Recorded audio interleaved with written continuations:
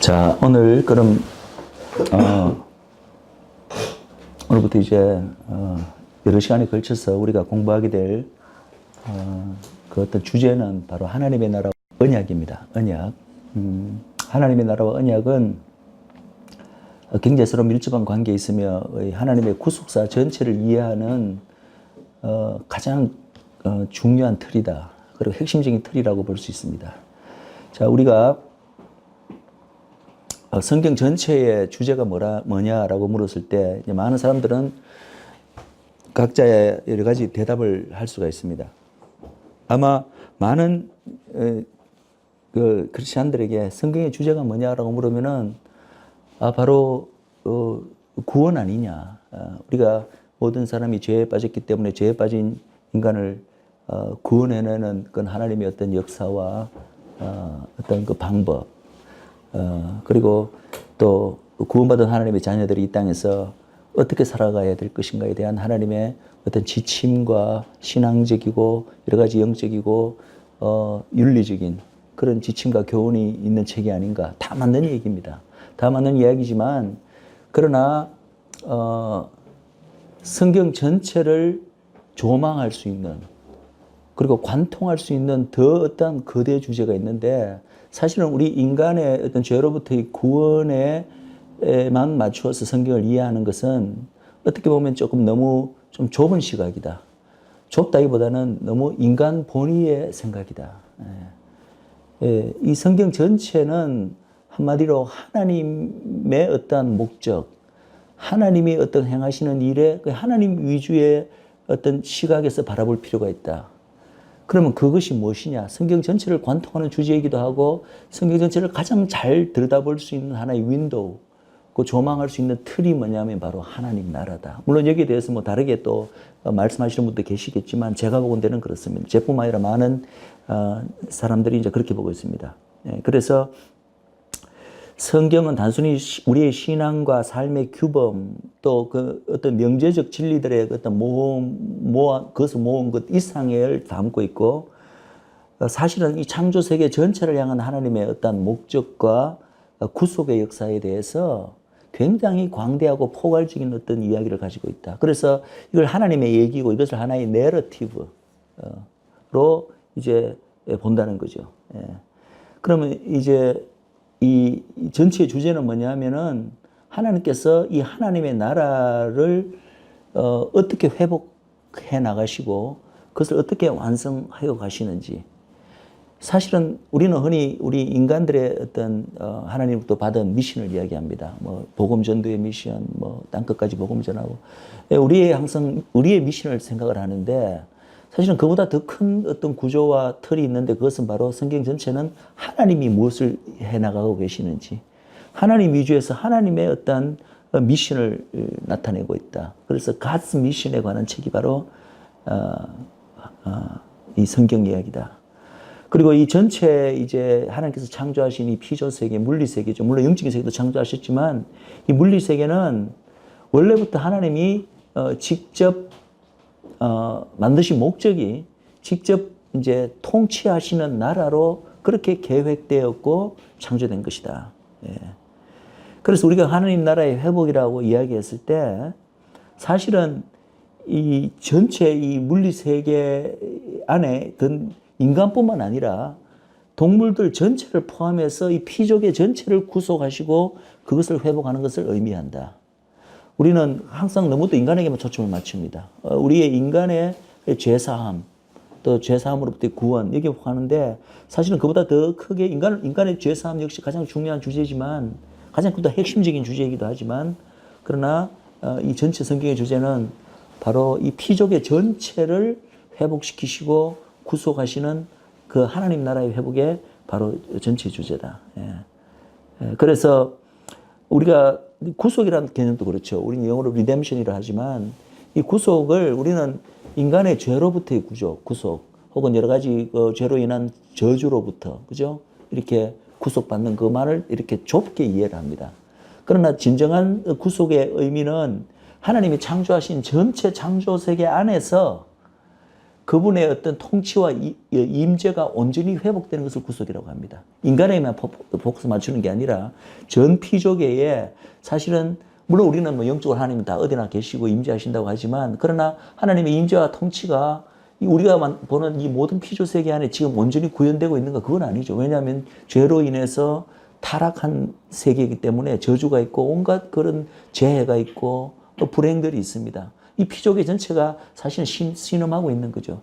그런데 하나님께서는 인간을 죄에서 구속할 뿐만 아니라 원래부터 창조하신 이 피조계를 원래 창조의 질서대로 온전하게 회복하시고 그 안에 하나님의 임재와 하나님의 통치가 모든 피조계에 온전히 임하게 되는 그 과정을 성경에서는 구속이라고 하고 이것을 이루어 나가는 하나님의 그 과정 전체를 구속사라고 이야기를 한다. 예. 다시 말하지만 그 가운데 인간을 죄에서 구속하는 것은 가장 핵심적인 부분은 사실입니다. 예. 그러나 거기서 끝나는 것이 아니라 하나님의 목적은 그거보다 더 큰 거라는 거죠. 그리고 그렇다면 이러한 하나님의 거대한 하나님 나라 회복이라는 거대한 계획 안에서 모든 인류의 궁극적 미션은 무엇인가? 그냥 우리가 인간의 죄에서 구속받는 것인가? 아니면 장차 구속받고 난 후에 하나님과 더불어 이 피조기를 다스리는 것인가? 물론 그렇게 말할 수도 있죠. 그러나 그건 역시도 하나님 전체 계획 일부분이고 그 모든 과정에서 우리 인간의 궁극적인 미션은 혹자는 이렇게 표현합니다. 삼위일체 하나님의 영광을 온전히 드러내는 것이다. 이 모든 구속사를 끝내신 그 모든 과정을 함께하고 목격한 자로서 정말 하나님의 그 위대하심을 찬양하는 것, 하나님의 영광을 드러내는 것. 이것이 하나님의 관점에서 본 우리 인간에게 주신 미션이라는 거죠. 내 자신 죄에서 구속받는 게 목적이 아니라 하나님의 영광을 온전히 드러내는 것이다.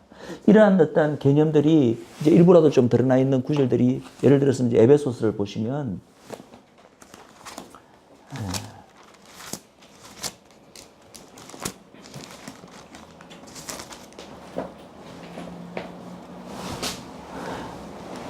에베소서 예를 들어서 1장 5절 6절을 보시면 이렇게 되어 있습니다. 4절부터 읽죠. 곧 창세전에 그리스도 안에서 우리를 택하사 우리로 사랑 안에서 그 앞에 거룩하고 흠이 없게 하시려고 그 기쁘신 뜻대로 우리를 예정하사 예수 그리스도로 말미암아 자기의 아들들이 되게 하셨으니 이것은 우리를 죄로부터 구속하신 하나님의 구속사의 어떤 그 뜻을 말하는 거죠. 예수 그리스도를 통해서. 그런데 6절에 이렇게 하시는 목적이 나왔습니다. 이는 그의 사랑하시는 자 안에서 우리에게 거저 주시는 바 그의 은혜의 영광을 찬미하게 하려는 것이라. 뭐라고요? 하나님께 결국 영광 돌리게 하기 위해서 이렇게 하신다는 거죠. 예. 또 12절에도 그런 뜻이 나와 있습니다. 이는 그리스도 안에서 전부터 바라던 우리로 그의 영광의 찬송이 되게 하려 하심이라. 또 14절에도 보면 이는 우리의 기업의 보정이 되사 그 얻으신 것을 구속하시고 그의 영광을 찬미하게 하려 하심이라. 이것이 조금 더 이 구속사 전체를 행하시는 하나님의 어떤 궁극적인 목적, 그게 바로 우리 인간에게 주어진 미션이 되는데 단지 그냥 죄에서 구원받고 내 영생을 누린다. 이것은 지극히 인간 본의의 목적이라는 거죠. 하나님의 목적, 그래서 한 발 더 나가서 이러한 하나님을 모든 영광을 돌리고 그분께 찬송하는 것. 이것이야말로 궁극적인 목적이라고 이야기하고 있습니다. 자, 그러면 오늘 이제 첫 시간에 우리가 조금 더 바라보기를 원하는 것은 이러한 이 성경 전체를 관통하는 거대 주제가 하나님 나라의 처음에 설계와 이제 그것을 회복해가는 그 과정이라고 했는데 이 하나님 나라를 시작하시고 마지막에 결국 하나님 나라를 이루어 나가시는 이 모든 과정에 단계가 있다는 것입니다. 그 단계가 이제 성경에 잘 나타나 있습니다. 예. 그래서 이러한 하나님 나라는 이 틀로, 이거 우리가 보는 하나의 그 안경이고 관점인데, 틀에서 성경 전체를 한번 보면은 이제 몇 단계로 나누어지는데, 첫 번째 단계가 바로 하나님 나라의 시작입니다. 이 하나님 나라의 시작은 다른 말로 이야기하면 창조입니다. 창조. 우리는 이 창조라는 것을 그냥 창조 그 자체로 이해하지, 이것이 사실은 하나님 나라의 시작이라는 관점에서는 이 창조를 잘 이렇게 결부시키지 않는 그런 이제 경향이 있는데, 사실은 이 창조, 왜 창조부터 성경이 말하고 있는가? 그것은 바로 전체가 하나님 나라가 주제이기 때문에 그 하나님 나라가 어떻게 하나님께서 시작하셨는가, 이제 그것이 바로 창조라는 거죠. 자, 그렇다면 이 창조를 이제 하나님 나라의 시작이라는 관점에서 바라볼 때 이 창조의 주인은 누구십니까? 예, 창조의 주인은 물론 성삼위 하나님이십니다. 그죠? 예.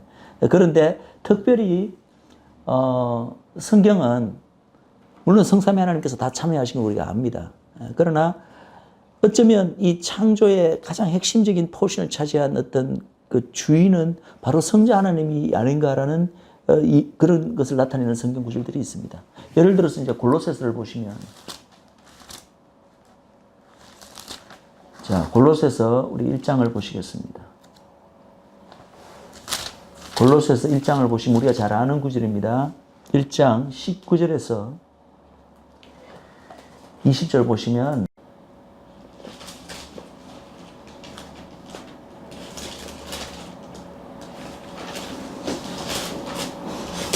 아, 19절 20절이 아니라 15절부터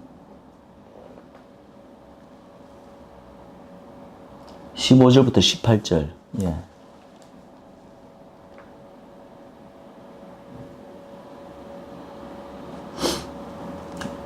예, 같이 읽겠습니다. 시작. 그는 보이지 아니하시는 하나님의 형상이요 모든 창조물보다 먼저 나신 자니 만물이 그에게 창조되되 하늘과 땅에서 보이는 것들과 보이지 않는 것들과 혹은 보좌들이나 주관들이나 정사들이나 권세들이나 만물이 다 그로 말미암아 그를 위하여 창조되었고 또한 그가 만물보다 먼저 계시고 만물이 그 안에 함께 섰느니라. 그는 몸인 교회의 머리라. 그가 근본이요 죽은 자들 가운데서 먼저 나신 자니 이는 친히 만물의 어뜸이 되려 하십니다. 예. 그래서 여기 보면은 이 창조에 대해서 그는 예수님이죠. 그리스도죠. 만물이 그에게 그리스도에게 창조되고, 예? 그리고 심지어는 우리가 보는 어떤 물리 세계뿐만 아니라 보이지 않는 어떤 영적 세계, 영적 존재들조차 그로 말미암아 그가 뭔가 원인이 되고 동기가 되었다는 거죠. 그 창조된 원인과 동기가 바로 그리스도로 동기가 되었고 그를 위하여 또 창조되었다. 예. 이것을 보면은 이제 이 창조가 결국은 하나님 나라를 하나님께서 이제 창조하신 건데 이 하나님 나라 자체가 우리 바로 하나님의 독생자이신 그리스도를 인해서 그분을 위해서 그리고 그분에 의해서 어디서 많이 듣던 표현이죠. 그죠? 링컨 대통령. 게티스버그 연설에서 나오는 그런 표현인데 어쨌든 성경이 먼저입니다. 성경이 원조자입니다. 링컨이 아마 그것을 사용한 것 같은데 이 하나님의 독생자 그리스도를 위하여 그분에 의해서 그분으로 말미암아 창조되었다. 그래서 이 하나님 나라의 중심, 창조의 주인은 원래부터 그리스도였다. 예. 사실은 그렇죠.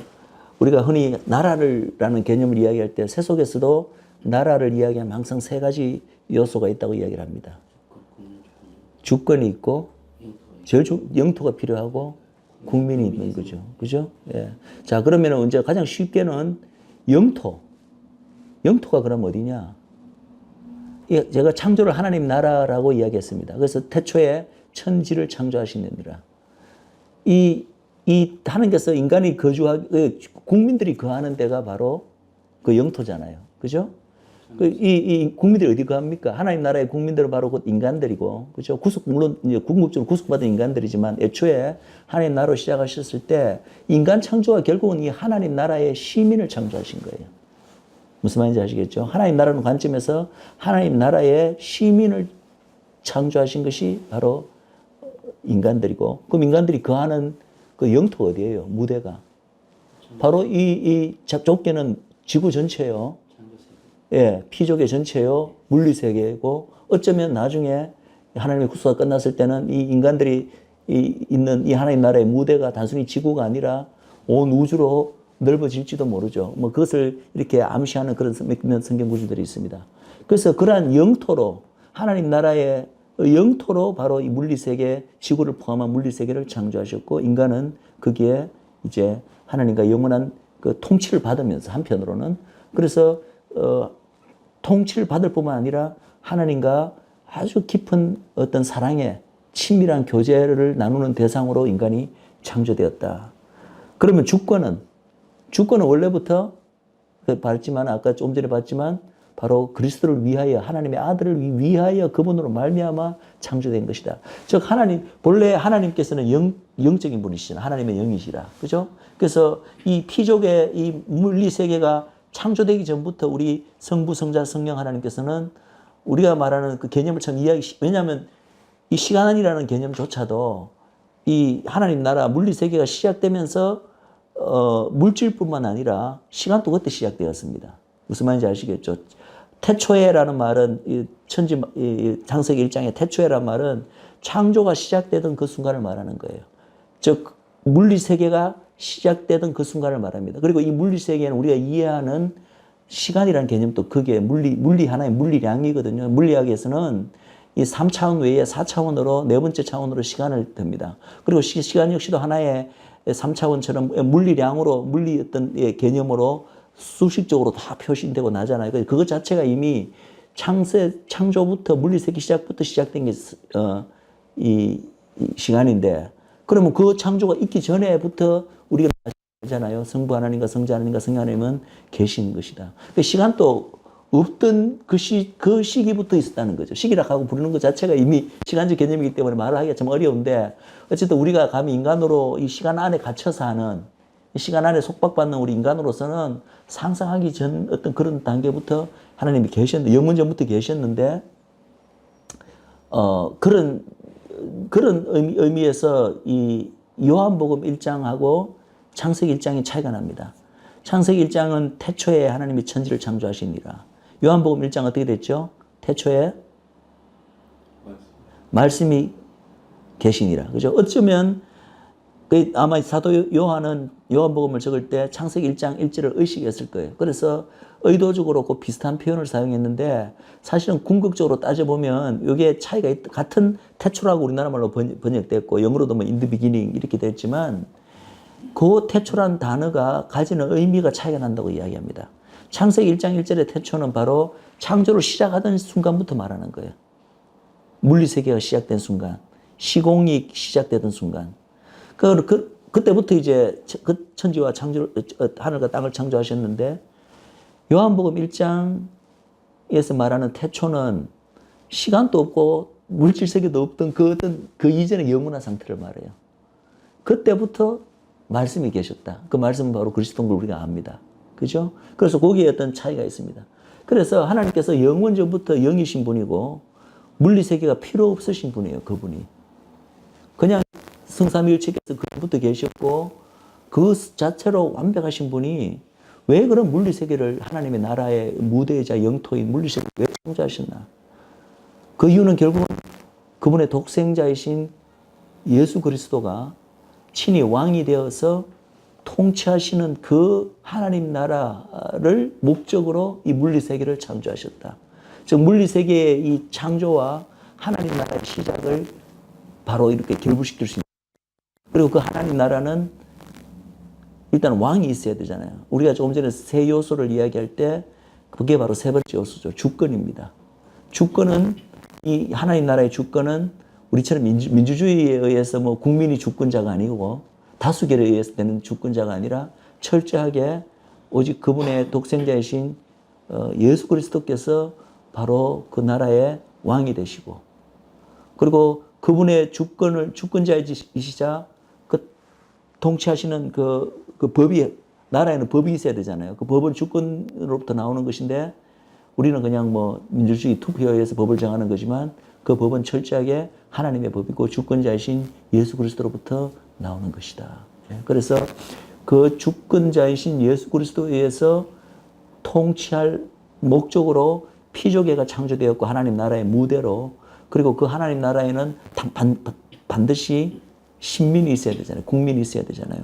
그런 존재로 바로 우리 인간의 창조가 이루어졌다. 그런데 이 모든 피조계가 하나님의 창조에 이루어진 거지만 그 중에서도 특별히 그 창조의 중심이 있다는 거죠. 그 창조의 중심은 누군가요? 그것은 우리가 너무나 잘 알고 있으면 바로 우리 인간들입니다. 예. 우리 인간들이 모든 그 창조의 어떤 중심이 되는데, 창조 피조물의 중심이 되는데, 왜냐하면 인간만이 하나님의 형상으로 창조되었기 때문이다. 예. 이 하나님의 형상으로 창조되었다는 창세기 1장 28절에 이 말은 굉장히 의미심장하고 굉장히 중요한 의미를 가지고 있습니다. 이 하나님의 형상으로 창조됐다는 이 표현 안에 우리 인간의 존재가 원래부터 하나님께서 의도하신 존재가 어떠한 것인지, 인간의 어떠한 존재의 의미와 목적이 그 안에 다 담겨 있고, 그리고 나머지 피조계와의, 인간을 제외한 나머지 피조계와의 관계도 그 안에서 우리가 이렇게 추론해낼 수가 있습니다. 성경은 어디에도 다른 모든 피조물, 동물까지 포함해서 어떤 동물도 하나님의 형상으로 창조되었다고 말하지 않습니다. 오직 인간만이 하나님의 형상으로 창조되었다. 그렇지만 창조주하고는 여전히 다르다는 거죠. 형상으로, 그 이미지로 창조되었을 뿐이지 창조주 자체는 아닙니다. 그러니까 모든 피조물과는 구분되게 하나님의, 유일하게 인간만이 하나님의 형상으로 창조됐다나 그것은 구분이 나지만, 그러나 그럼에도 불구하고 인간과 창조주 사이에는 또 넘을 수 없는 벽이 있죠. 우리는 창조주로, 하나님으로 창조된 게 아니라 하나님의 형상으로, 형상이라고 하는 것은 그 이미지를 말하는 것인데, 그 자체가 한마디로 이렇게 정의할 수는 없는, 아무도 이 형상에서 우리가 외형적인 어떤, 하나님도 우리처럼, 우리 인간처럼 생기셔갖고 우리가 그 모습으로 그렇게 이제 저불시키는 분은 잘 없을 것입니다. 물론 이제 어떤 다니엘서나 이렇게 보좌에 앉아 계신 그분을 볼 때 마치 인간의 형상과 같은 어떤 그런 분이 이 보좌에 앉아 계신 것을 봤다는 그런 여러 가지 성경의 레퍼런스로 봐서, 하나님께서 뭔가 가시적인 형태로 우리 인간에게 나타날 때는 뭔가 인간과 비슷한 어떤 형상으로 나타나실 수도 있지만은, 그러나 본체가 영이신 분이기 때문에 우리가 꼭 굳이 어떤 피지컬한 형상이 하나님과 닮았다고 그러는 뜻은 아니라고 봅니다. 그럼 우리가 하나님의 형상으로 창조되었다는 것이 어떤 뜻입니까? 그래서 여러 가지로 생각할 수 있죠. 그죠? 그러니까 하나님 자체는 아니지만 결코 그거는 넘을 수 없는 간격이 있지만, 하나님만이 가지고 있는 어떤 속성이라든지 특성들을 우리 인간이 조금 나누어 가졌다는 거예요. 그래서 이미지라는 표현을 쓰는 것입니다. 그 중에 대표적인 게 뭐죠? 바로 성품입니다. 그래서 하나님 우리가 알잖아요. 하나님은 인격적인 분이시다. 본래 우리는 인격이라는 표현을 쓰지만 우리가 가지고 있는 모든 인격의 원주인은 누구시냐면은 하나님이세요. 하나님이 바로 우리가 흔히 말하는 우리 인격, 지정의. 하나님은 지적인 분만도 아니고 정이 있으시고 의지도 있으시고, 그죠? 그리고 우리가 흔히 말하는 이제 정의 영역에 속하는 그 모든 감정들, 사랑의 하나님이시고 의의 하나님이시고, 또 느끼는 슬픔, 그죠? 기쁨, 노함, 분노함, 우리가 다 가지고 있는 너무나 인간적인 인격의 한 부분적인 모습인데, 이게 원래 원주인이 누구시라고요? 원래 하나님으로부터 온 거라는 거죠. 그래서 하나님이 인간을 만들 때 하나님 스스로의 어떤 그 인격은 아니지만 어떤 인격적 요소를 가진 존재로 만드셨다는 거죠. 이것이 하나님의 형상으로 창조되었다는 건 중요한 부분 중에 하나입니다. 근데 그러면 왜 인간만 이런 인격을 가지도록 만들었을까요? 그 이유는 너무 자명합니다. 왜 그렇죠? 우리를 너무나 하나님의 사랑을 너무나 사랑하셨어요. 바로 교제입니다. 교제. 하나님과의 교제. 예. 단순히 왕이, 하나님이신 왕이신 하나님이 피조물로서 인간을 군림하고 그냥 통치하고 다스리는 존재 이상으로 우리를 만드셨다는 거죠. 물론 우리에게 군림하시고 통치하십니다. 그건 당연하지만, 그럼에도 불구하고 또 한면으로는 인간과 영원한 사랑의 교제를 나누시기 위해서. 근데 교제를 나누기 위해서는 하나님께서 우리를 로봇으로 창조하지 않으셨어요. 로봇은 불일 뿐이지 로봇과 인격적 교제를 나눌 수가 없습니다. 근데 하나님은 인격적인 분이시기 때문에 우리 인간에게 인격을 부여하신, 하나님의 그런 것을 반영하는 인격을 부여하신 이유는 하나님과 영원한 사랑의 교제를 하는 대상으로 인간을 만들었다. 많은 그 불신자들이 하나님에 대해서 가지는 오해가, 하나님은 폭군이다, 군림하고 인간을 마치 노예처럼 부린다, 온갖 그 악한 소리들을 하는데, 그래서 하나님의 그 이런 영원한, 우리를 인간을 창조하신 목적에 하나님과 영원한 사랑의 교제, 아들과 아버지로서의, 부모로서의 그런 측면을 전혀 불신자들이 이해를 못합니다. 그것이 이제 하나님의 형상의 중요한 부분이에요. 또 어떤 부분이 있습니까? 그 하나님을 연상케 하는 어떤 그런 능력들을 우리 인간이 받았습니다. 대표적인 게 뭐죠? 창조의 능력이에요. 창조의 능력. 근데 하나님과 우리의 차이는 뭡니까? 하나님은 진정한 의미의 창조 주십니다. 진정한 의미의 창조는 뭡니까? 무에서 엑스 니힐로라고 무로부터 유를 창조하시는 분. 예. 무로부터 유를 창조. 그것이 진정한 의미의 창조죠. 근데 우리 인간도 하나님의 그런 창조의 부분을 우리가 이어받아서 많은 창조를 해냅니다. 그렇지만 사실은 엄밀하게 보면 그건 창조가 아니라 뭐죠?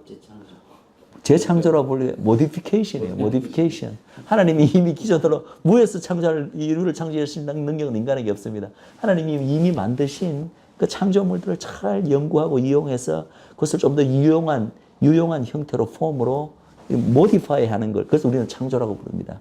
어쨌든 그러나 그러한 창조의 능력은 동물들에게는 없습니다. 오직 인간에게만 있는데 그것이 바로 하나님의 것으로부터 나왔다. 또 어떤 부분이 있을까요? 흔히 이제 저는 이 말을 믿는데 인간만이 영을 가진 존재라고 이야기를 합니다. 동물들이 영이 있을까? 전도서에 보면은 동물은 죽으면은 그 혼이 땅으로 내려가고 인간은 하늘로 위로 올라간다고 되어 있죠. 그죠? 그래서 여기 저는 이제 그것을 믿는데 아마 이 하나님의 형상대로 창조됐다는 그 안에 많은 사람들이 사실 이 이야기를 합니다. 오직 인간만이 영적인 존재로 창조되었다. 그래서 인간이 가진 이 영은 우리 이제 뭐 영혼육 3분설이다, 2분설이다 온갖 어떤 이야기가 나오지만 어쨌든 인간이 단순히 이 물질 육으로만 이루어진 게 아니라 영이 있는 것은 다 인정을 하는데 그 영을 우리에게 두셨다는 것이 인간만에게 영을 두셨다는 것 자체가 바로 하나님의 형상으로 창조. 그럼 영을 주는 그 모습이 어떤 모습이냐면 이제 나중에 창조의 모습에 보면은 흙으로 만드시고 생기를 훅 불어넣었을 때 그 안에 영이 들어갔다고 이제 흔히 이야기를 하죠. 예. 그런데 이제 그러니까 영은 원래 하나님의 영이시기 때문에 모든 영의 주인은 누굽니까? 하나님이시고 모든 영은 어디로부터 왔냐요? 하나님으로부터. 그래서 하나님으로부터 유일하게 그 영의 일부분을 우리에게 이렇게 받은 존재가 바로 인간이라는 거죠. 그죠? 예.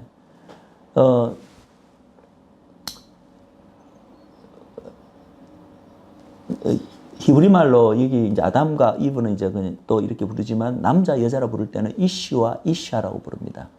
근데 이제 그 히브리 말로 남자라는 뜻의 이시와 여자라는 이샤를 이렇게 안을 들여다보면요.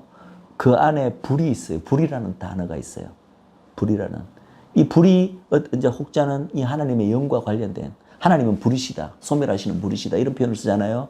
그래서 이 인간 안에는 이미 하나님으로부터 온 어떤 이 불이라는 그 영과 연관되는 어떤 그런 것이 그 존재 자체에 이미 여자에게도 있고 남자에게도 들어가 있는 거예요. 예, 그렇게 이제 보는 사람도 있습니다. 그럼 하나님께서 이 영을 왜 우리에게 주셨나요? 바로 영이 있어야 하나님은 영이신 분이기 때문에 아까 인격과 더불어 하나님과 인격적인 만남 또 교제를 하기 위해서는 그냥 물건은 하나님과 교제를 할 수가 없습니다. 하나님은 영이신 분이기 때문에 결국은 하나님과의 어떤 교제, 영원한 교제를 위해서 인간을 영적으로 영을 불어넣지 않으셨는가. 그래서 우리의 육은 나중에 다 쓰러지고 썩어질지라도 이 영은 하나님으로부터 온 것이기 때문에 영원한 것입니다. 우리가 흔히 우리 구원받은 하나님의 백성들만 이제 하나님과 더불어 영생을 누린다고 이야기를 하는데 사실은 모든 인간은 영이 있기 때문에 신자든 불신자든 다 영원한 존재입니다. 무슨 말인지 아시겠죠? 불신자라고 해서 그 존재 자체가 없어지는 건 아니라는 얘기죠. 문제는 뭐죠? 신자와 불신자의 차이는 뭐죠? 구원받은 자와 구원 못 받은 자의 차이는 둘 다 인간이기 때문에 영원한 존재인데 차이는 그 영혼을 어디서 보내는가의 차이예요. 그죠? 그래서 구원받은 자의 영은 하나님과 영원히 같이 거하는 것. 그것이 바로 천국 아닙니까? 그러나 구원받지 못한 자의 영은 지옥에서 영원히 고통을 취하게 되는 것. 이것이 이제 쉽게 말해서 성경에 그거죠. 그렇지만 불신자들조차도 영으로 창조된 영은 결코 소멸하지 않습니다. 영원한 것이다. 그래서 이 하나님의 영이 우리 인간이 탄생할 때 이제 어떤 갓난아기부터 배에서부터 임신하는 순간부터 바로 영적인 존재로 이제 되게 되는데 그 영이 그러면 어떤 과정을 거쳐서 이 새로 탄생하게 되는 생명 안에 들어가는가에 대해서는 고래로부터 또 신학적인 많은 논쟁이 있습니다. 그걸 지금 다루자고 하는 것이 아니라 그것은 그냥 신학자들의 영역인 것 같은데 어떤 자들은 뭐 그때그때 생명이 딱 이렇게 임신하는 순간 잉태가 되는 순간 하나님께서 그때그때 영을 새롭게 창조하신다고 보는 창조선적으로 설명하는 사람도 있고 어떤 사람은 부모에게 이미 있던 영이 마치 배아법 출하식으로 아이에게 잘라져가 나가 들어간다. 그래서 부모와 아이는 한 영이라 이렇게 보는 사람도 있고 뭐 여러 가지 설이 있습니다. 그거는 이제 중요한 것이 아니고 중요한 것은 인간은 영이 있기 때문에 불멸의 존재고 그리고 이 영을 우리에게 두신 목적은 결국은 이 영을 우리 일단 구속을 하고 나중에 이제 죄에 빠졌을 때는 이 영이 사실은 사라지는 것이 아니라 불신자의 영은 죽어 있는 상태예요. 죽어 있다는 것 자체가 존재 자체가 없다는 얘기가 아니라 말 그대로 액티베이션이 안 된 거죠. 죽어 있는 것과 똑같은 그런 상태로 있다가 이제 우리가 예수님을 믿고 중생하는 순간 영이 다시 살아나게 됩니다. 그래서 이 영의 구속을 위해서 하나님께서 애초부터 우리에게 영을 주셨다.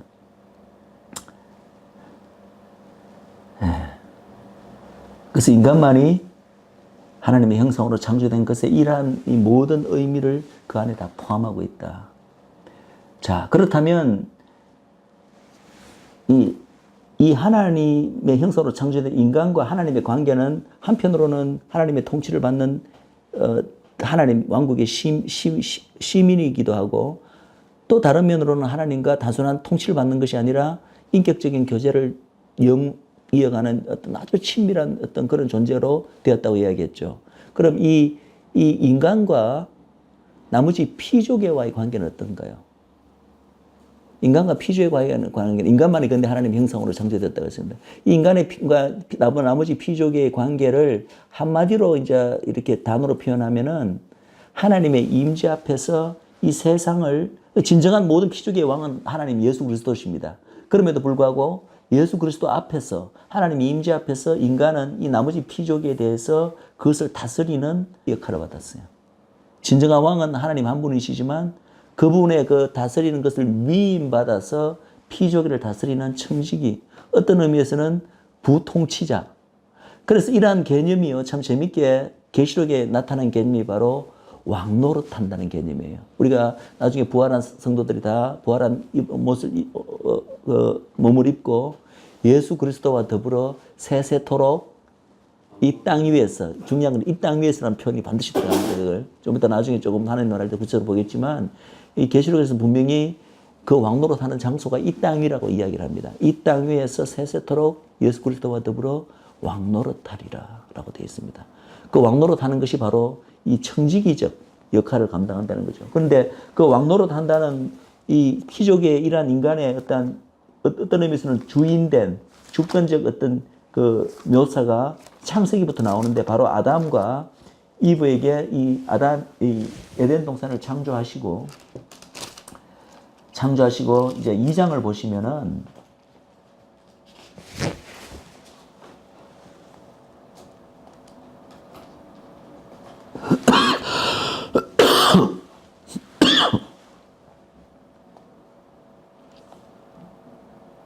일단은 1장에도 보면은 하나님 형상대로 우리를 만들고 그로 말미암아 고기와 공중의 새와 육축과 온 땅과 땅에 기는 모든 것을 다스리게 하자 이렇게 이제 되어 있죠, 그죠? 그래서 나머지 피조계에 대해서는 어떤 다스리는 존재임을 알 수가 있습니다, 그죠? 또 2장에 보시면 이제 에덴 동산 만드시는 얘기 나오는데 이 에덴은 사실은 이 당시 창조로 보면은 축소판 하나님의 나라의 하나의 모델이에요. 지구도 창조하셨지만 지구의 한 곳에 에덴을 두신 것은 이 에덴 동산에는 인간만 있는 것이 아니라 아담과 이브만 있는 것이 아니라 누가 계시죠? 하나님이 계시는 거예요. 그러니까 이 하나님의 나라 자체가 인간만 덩그러니 있고 너희들이 그냥 위에서 그냥 이렇게 아주 멋진 환경을 조성해 놓고 인간만 거기 두어서 인간이 막 뛰놀고 행복하게 지내고 그래서 하나님께서 위에서 쳐다보시고 기뻐하시고 이런 개념이 아니라는 거죠. 에덴 동산에 아담과 이브와 누구와 건입니까? 하나님께서 친히 물론 하늘에 계신 분이고 영원부터 계신 분이 본인이 창조한 이 에덴 동산이라는 이 물리적 공간에 직접 내려오시는 거예요. 내려와서 그 위에서 쳐다보시고 인간들을 다스리고 인간을 뭐 행복한 것을 보고 기뻐하시고 이런 개념이 아니라 친히 거기서 인간과 교제하시면서 동산을 그리시는 하나님. 그 하나님 나라라는 이 공간 안에 스스로 하나님께서 들어오시는 거죠. 그래서 인간과 함께 거하시는 공간이 바로 에덴 동산인데 어쨌든 그래서 이 에덴 동산은 창세 때부터 이미 하나님 나라의 축소판 모델입니다. 그러면 이제 이게 지금 미리 땡겨서 이야기하면은 하나님의 이 구속 사역을 다 마치시고 이제 완성된 모습이 성경에 어디에 있습니까? 계시록에 나오죠. 그죠? 본래 그렇잖아요. 소설이나 영화를 보더라도 중간에 복잡한 이야기가 있더라도 제일 첫 작품과 끝부분을 보면 전체 스토리를 대충 알 수 있을 뿐만 아니라 이 소설이, 이 영화가 도대체 무엇이 목적인가, 무엇에 관한 것인가를 대충 알 수 있잖아요. 성경도 똑같이 일종의 그 수미상관법과 같은 그런 구조를 가지고 있어요. 특별히 창세기와 계시록을 비교해 보시면은 우리가 국어 시간에 배우던 수미상관법이라는 말이 저절로 떠오를 정도로 아주 이렇게 서로 간에 이렇게 이 대꾸를 이루면서 이 크레스판던스가 있습니다. 특히 창세기 처음에 몇 장과 1, 2, 3장과 마지막에 계시록의 새하늘과 새 땅, 새 예루살렘 성의 그 모든 교사를 보면은 이거는 명백하게 하나님의 구속사가 끝난 마지막의 모습은 바로 창조 때 에덴 동산이 회복되는 그런 것을 우리가 바로 볼 수 있도록 이렇게 서로 간에 대조적으로 쓰여져 있습니다. 그래서 궁극적으로 하나님 나라의 완성은 계시록의 마지막에도 보듯이 이 새하늘과 새 땅, 새 예루살렘 성으로 끝이 나는데 그것을 뭐라고 표현하고 있냐면 에덴 동산이라고 계시록에서 표현하고 있다는 거죠. 그것만은 거꾸로 애초에 에덴 동산을 하나님께서 창세기에서 만드셨을 때 에덴 동산이 바로 하나님 나라를 우리에게 보여주는 축소판 모델로 있었다. 그래서 완벽한 환경과 죄가 없고 처음에는 그죠. 죄가 들어오기 전에 완벽한 환경과 인간과 모든 그 피조물이 서로 간에 적대하지 않고 조화로운 관계 속에 있으면서도 그럼에도 불구하고 인간이 또 모든 피조물을 친히 위임받아서 그죠? 위임받아서 청지기로 다스리시고 제일 중요한 것은 그곳에 하나님의 어떤 가시적인 임재가 있어서 인간과 데일리, 그지? 매일매일 친밀한 교제가 이루어지는. 우리가 궁극적으로 회복될 하나님 나라의 모든 원초적인 그 모습들이 처음에 시작된 에덴 동산 안에 벌써 완벽하게 담겨 있다는 것을 우리가 볼 수 있습니다. 그리고 이제 제가 지금 에덴 동산 이야기한 이유가 인간의 기족에 대한 어떤 기능과 그 위치에 대해서 이야기하다 그 이야기 나왔는데 이 창세기 2장에 15절에 보시면 여호와 하나님이 그 사람, 즉 아담이죠, 그죠? 사람을 이끌어 에덴 동산에 두사 그것을 다스리며 지키게 하시고 그 동산을 다스리고 지킨다는 것은 그 동산 안에 있는 모든 피조계를 다스리고 지키는 거죠. 그러니까 이때는 좁게 에덴 동산을 다스리고 지키는 거지만 이것이 궁극적으로 에덴 동산이 하나님 나라의 축소판 모델이라고 이야기했잖아요. 그 궁극적으로 회복된 이 하나님 나라는 에덴 동산 그 좁은 지역 정도가 아니라 궁극적으로 온 지구로 이제 확장됩니다. 그래서 이 온 지구 전체가 에덴 동산 같이 변하게 되는 것을 계시록에서는 이야기하고 있죠. 그러면은 그 회복된 하나님 나라에서 궁극적으로 인간의 가지는 위치와 기능이 바로 처음에 아담이 에덴 동산을 다스리며 지킨 것 같이 궁극적으로 이 하나님 전체 완성된 하나님 나라에서 인간의 역할과 위치가 바로 하나님 나라 전체를 예수님과 더불어 통치자로서 부통치자도 정확하게 말하면 그리고 청지기로서 주권을 가지고 다스리는 그 위치가 바로 인간의 위치다. 그것을 계시록적 표현에는 예수님과 더불어 왕노릇한다 이렇게 되어 있습니다. 자, 또 하나 이제 이 하나님 나라 시작 창조에서 우리가 보기를 원하는 것은 이 첫 창조, 즉 시작된 하나님 나라는 완벽했다는 거예요. 완벽했다. 완전했다. 우리 이제 가장 그 사탄의 가장 큰 작품이 진화론적인 생각이고 또 과학 영역에서 진화론인데 진화론의 아이디어는 정확하게 이 성경이 말하는 이러한 창조 개념에 정확하게 반대입니다. 진화론의 아이디어가 뭡니까? 처음 시작은 무질서했고 가장 단순하고 가장 뭐랄까 원시적인 그죠? 프리미티브한 폼에서 어떻게 우연에 의해서 오랜 시간이 필요합니다. 오랜 시간을 거쳐서 우연에 의해서 복잡한 것들이 만들어지고 더 나은 고등한 어떤 존재로 나아가게 되는 그것이 정확하게 진화론의 개념이잖아요.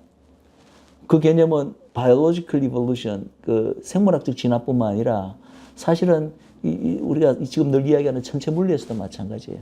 우리가 보고 있는 지금 최종 형태의 어떤 우주의 모습, 관측되는 우주의 모습이 가장 태초에 가장 무질서하고 아무것도 없을 때부터 점점 더 조직화되고 규율화되고 질서를 갖추게 되어서 지금의 어떤 이러한 모습으로 이렇게 진화됐다고 보는 것이 바로 우주론적 진화, 우리가 우주론에서도 정확한 이 진화의 개념을 그대로 차용하고 있습니다.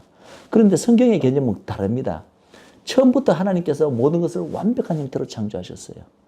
그러면 지금 우리가 눈앞에서 보는 이 완벽한 것들이 노화되고 늙어지고 병들고 죽고 부스러지고 쇠퇴하고 이 모든 과정은 처음은 완벽했는데 바로 하나님의 인간의 죄로 인해서 우주 피조계 전체가 거기에 물들고 그 죄에 물들고 하나님의 심판과 저주 때문에 그렇게 된 것이다. 그래서 무질서에서 완벽으로 나가는 것이 아니라 성경이 말하는 이 우주관과 모든 그거는 처음이 완벽했고 점점 더 무질서하게 되고 완벽하지 못한 쪽으로 쓰러져가는 과정에 우리가 살고 있다는 거죠. 정확한 반대입니다. 그래서 흔히 우리는 이볼루션을 이야기하는데 성경적 관념은 이볼루션이 아니고 디볼루션이 맞다는 거죠. 디볼루션. 자, 그렇다면 첫 창조는 완벽했는데 이제 우리가 알죠. 그 첫 창조에 어떠한 일이 벌어진지. 바로 창세기 3장에 바로 아담의 그 창조의 가장 중심에 있었던 인간의 죄 때문에 이제 이러한 모든 어떠한 저주와 하나님의 심판으로 이러한 것들이 이제 임하게 되었는데 중요한 것은 하나님께서 이것을 미리 아셨다는 거예요. 하나님께서는 인간의 죄로 인해서 인간만 타락할 뿐만 아니라 하나님이 창조하신 피조계 전체가 그 죄의 영향 아래에서 함께 타락하여, 그걸 이제 동반 타락이다, the great fall이라고 얘기하는데, 동반 타락하여 같이 신음하게 될 것을 하나님께서 미리 아셨다. 즉 하나님 나라의 시작인 이 창조에서는 첫 창조는 완전하게 하셨는데 이 창조가 곧 인간의 죄 때문에 훼손될 가능성을 하나님께서는 미리 아셨다는 거죠. 그럼 미리 아셨으면 하나님께서 이 훼손된 하나님의 나라를 다시 회복시키실 그 방법, 그 대안도 미리 다 세워놓으셨다는 거예요. 미리 다 세워놓으셨다는 거예요. 그래서 우리가 좀 이따가 하나님 나라 회복이 시작된 구체적인 구절을 우리가 보겠지만 이 하나님 나라의 그 회복의 계획은 인간이 창조하던 타락하던 그 순간에 급하게 뭐 세워진 게 아니라 하나님께서 마치 그걸 예상치 못하셨듯이 그게 아니라 애초부터 이러한 이 하나님 나라가 훼손됐고 인간의 죄를 지을 이 가능성을 이미 그리고 그것이 그렇게 되었을 때 이것을 회복시킬 모든 계획은 이미 창조 전에 이미 세워졌다. 세워졌을 뿐만 아니라 이루어졌다고 이야기합니다. 그래서 이러한 구속 계획이 이미 창조 안에 처음에 첫 창조 안에 이미 내포되어 있다. 그리고 여기 또 하나 여기서 제가 한 가지만 더 첫 하나님 나라의 시작이라는 창조에 대해서 또 하나 중요한 포인트가 뭐냐면은 바로 인간에게 내려진 첫 명령입니다. 자, 그 첫 명령이 우리 창세기 1장 28절에 보시면 하나님이 그들에게 남자와 여자를 창조하신 후에 그들에게 복을 주시며 그들에게 이르시되 생육하고 번성하여 땅에 충만하라, 땅을 정복하라, 바다의 고기와 공중의 새와 땅의 모든 생물들을 다스리라 하시니라. 이것을 이제 신학적으로 좀 유식하게 표현해서 많은 사람들이 하나님의 문화 명령이다 이렇게 이제 이야기합니다.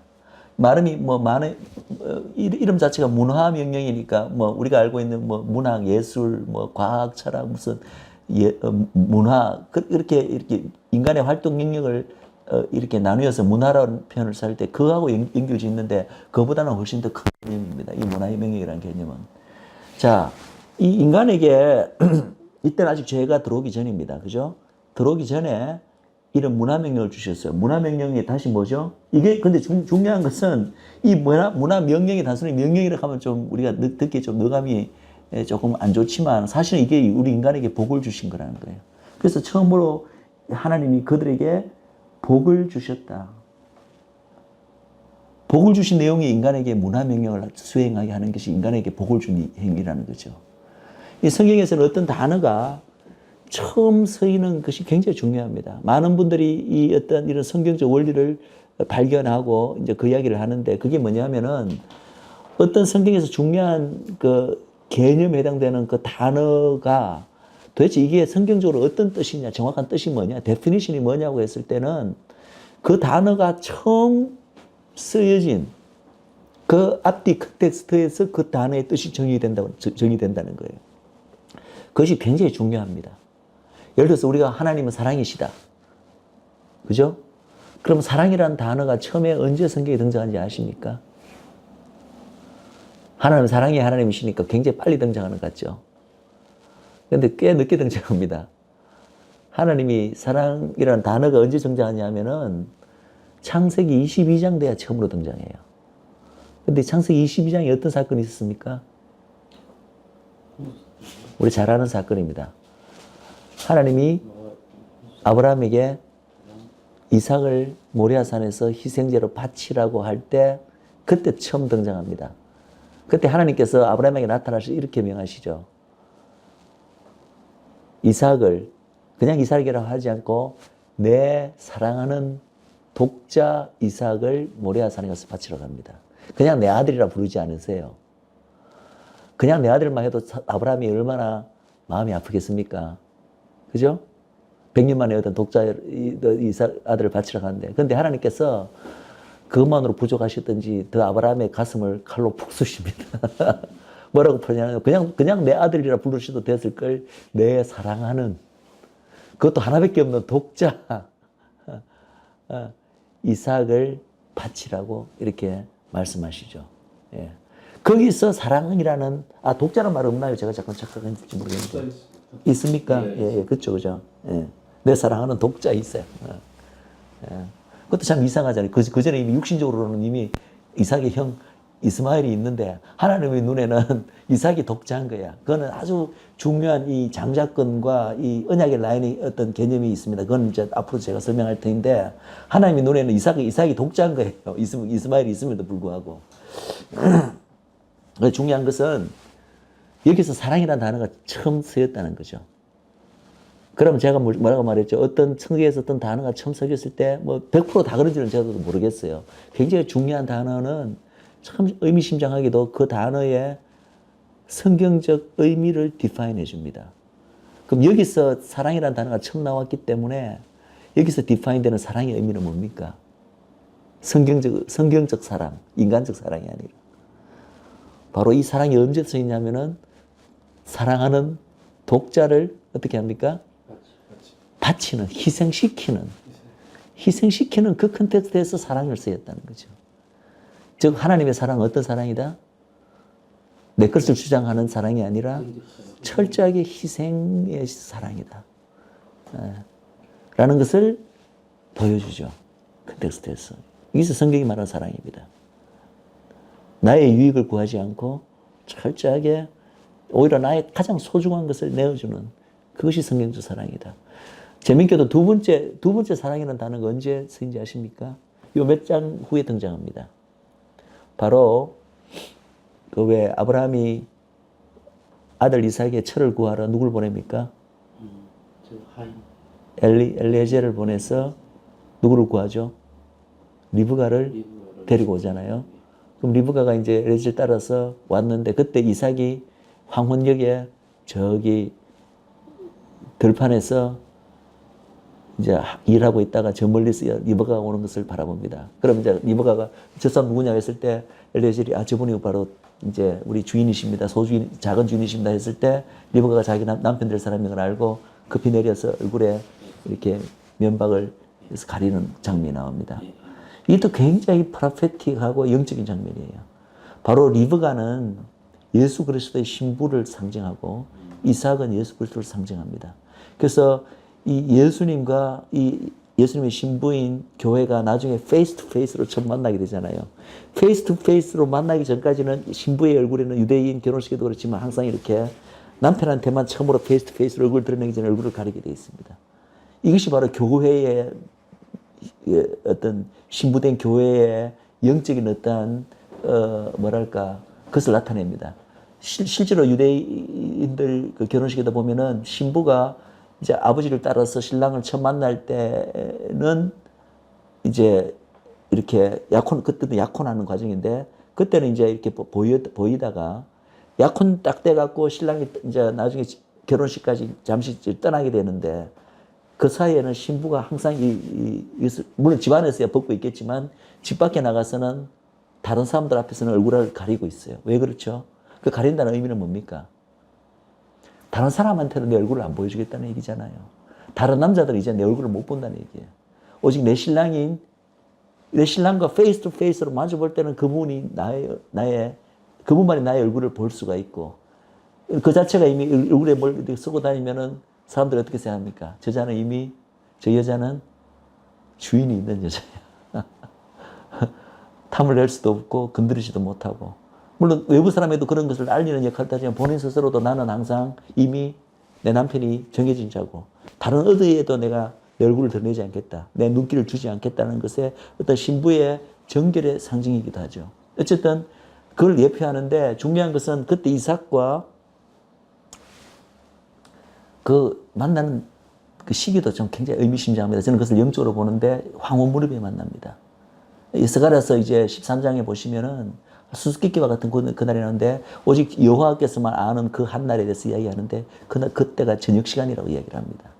그래서 혹자는 그걸 가지고 어쩌면 주님께서 신부를 데리고 오는 그 어떤 예정된 구속사의 그날이 바로 저녁 무렵이라고 이제 이야기를 하는데 어쨌든 거기서도 황혼이에요.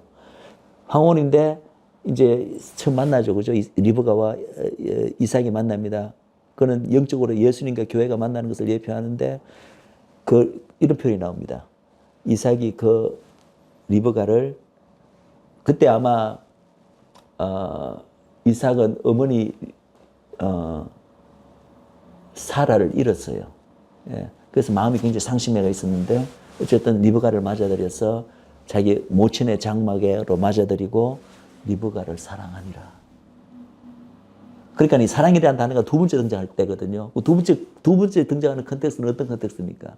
바로 이삭이 아내 리브가를 맞아들여 사랑하는 그 컨텍스트. 근데 제가 조금 전에 말씀드렸듯이 그 이삭과 리브가의 그 관계가 예수 그리스도와 교회의 관계라고 이야기를 했죠. 무슨 말인지 아시겠죠? 그래서 사랑이라는 단어가 두 번째로 성경에 쓰인 단어가 바로 예수 그리스도가 자기 아내 교회를 사랑하는 그 컨텍스트에서 이 사랑이라는 단어가 쓰였다. 첫 번째 컨텍스트에는 하나님의 사랑, 수직적인 사랑이죠. 하나님의 스스로의 독생자를 예수 그리스도를 보내서 우리를 죄 때문에 희생시키시는 그 수직적인 거에서 사랑의 정의가 되었다면 두 번째 사랑이 등장한 그 컨텍스트는 바로 예수님이 신부된 교회를 사랑하는 그 수평적 어떤 그런 컨텍스트에서 사랑의 정쟁이 굉장히 참 재미가 있고 의미심장합니다. 아마 이쪽으로. 근데 제가 무슨 이야기를 하다 왔냐면은 이 복이라는 단어 선명하다. 복이라는 단어가 처음 등장하는 게 창세기 1장에 이제 여기에 등장하죠. 여기 등장하는데 이 복에 관련된 게 뭐냐면은 너희들이 생육하고 번성하고 이 땅의 모든 것을 다스리는 게 이게 아까 조금 전에 말씀하셨지만 이게 왜 복이냐면 우리는 이걸 단순히 그냥 애 많이 넣고 그냥 지구를 애로 채우라 이런 의미로 느끼는데 그게 아니에요. 완성된 하나님의 나라는 하나님의 그냥 사람으로만 가득 찹니다. 무슨 말인지 아시겠죠? 죄인은 그 자리에 들어올 수가 없어요.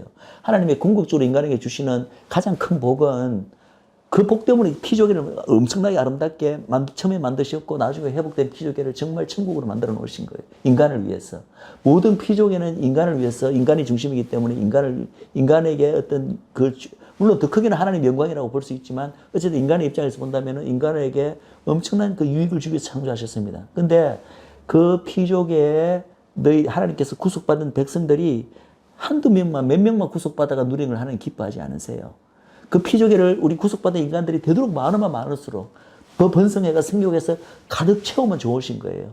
그리고 가득 채운 그 인간들이 그 하나님께서 만들어 놓으신 그 정말 완벽한 그 피조, 회복된 피조기에서 그것들을 다스리고, 그죠?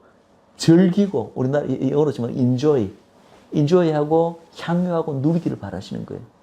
그러니까 이게 마치 이렇게 명령처럼 주어졌지만, 이것이 복이 되는 거예요. 인간에게 주어진 가장 큰 복이 되는 거예요. 이제 이것이 궁극적으로 인간에게 찾아올 복. 처음에 아담에게 주어진 첫 복이기도 하지만 이것이 깨지고 훼손되고 난 다음에 마지막에 모든 것이 회복되었을 때 궁극적인 복의 모습을 나타내기도 해요. 그럼 이제 처음과 끝만 이 명령이 적용되냐 하면은 사실은 그렇지 않은 게 이 명령이 굉장히 깊은 의미가 있는 게 중간에 이 하나님 나라가 회복되어지는 가는 이 과정에도 이 명령이 굉장히 중요한 역할을 합니다. 사실은요, 우리 선교를 하잖아요. 전 세계 나라 선교하잖아요. 선교를 하나님의 문화명령으로 이해하는 사람들이 있습니다. 저는 그 말도 여전히 말이 된다고 이야기합니다. 왜냐하면 선교하면 어떤 일이 발생합니까? 하나님의 자손에 아리던 자들이, 하나님의 자손들이 그때 태어나는 거잖아요. 이게 바로 생육하고 번성하는 거예요. 이 생육하고 번성하라는 문화명령을 지금 이 하나님 나라 회복하는 도중에 우리 선교의 세팅에 적용시키면은 계속해서 우리가 전도를 해서 선교를 함으로써 하나님의 백성들이 리크루트 되는 거잖아요. 그게 바로 생육하고 번성하는 거예요. 이런 관점에서 문화명령을 이해하는 이 선교적 그게 있습니다. 그것도 역시 맞습니다. 그래서 이 생육하고 번성하고는 궁극적으로 이 하나님 나라를 하나님의 백성들이, 구원받은 백성들이 하나님 나라를 차지하고 그것을 가득 누리는 그것만이 아니라 처음과 끝만 아니라 중간에도 이 문화명령이 계속해서 적용된다는 거죠. 그런 뜻이 있습니다. 그것이 다 우리 인간에게 복이라고 이야기를 합니다. 그래서 이 창세기 이 문화명령을 우리가 너무나 잘 아는 마태복음 28장에 예수님께서 주신 The Great Commission. 그죠? 뭐요? 너희들이 아버지와 아들과 온 족속을 제자로 삼아 아버지, 아들과 성령의 이름으로 세례를 주고 하면서 쭉 하시는 그 Great Commission과 사도행전 1장 8절에 너희가 오직 성령이 너희에게 임하시면 너희가 권능을 받아 예루살렘 모든 데서 살다. 그거와 바로 연결시키는 또 있습니다. 자, 하나님 나라의 시작에 대해서는 이 정도로, 물론 이제 제가 사실은 창세기 2장, 3장에 구절 굉장히 다룰 내용이 깊은 내용이 많아요. 그렇지만 지금은 이 창세기를 제가 언급한 이유는 하나님 나라의 단계에서 첫 번째 단계, 하나님 나라의 시작이라는 포커스에서만 중요한 포인트만 언급했습니다. 나중에 저는 사실은 창세기 1장부터 3장까지 특별히 굉장히 중요하고 한 6장까지도 그래요. 노아 홍수 전까지 거기에 굉장히 중요한 부분들이 있는데 그거는 다른 주제로 이렇게 따로 강의를 하기를 원합니다. 일단은 하나님 나라의 한 단계로서 시작이라는 단계로서의 그거는 이 정도로 일단은 마치고 그래 잠깐 우리 한 5분간 쉬고 하도록 하겠습니다.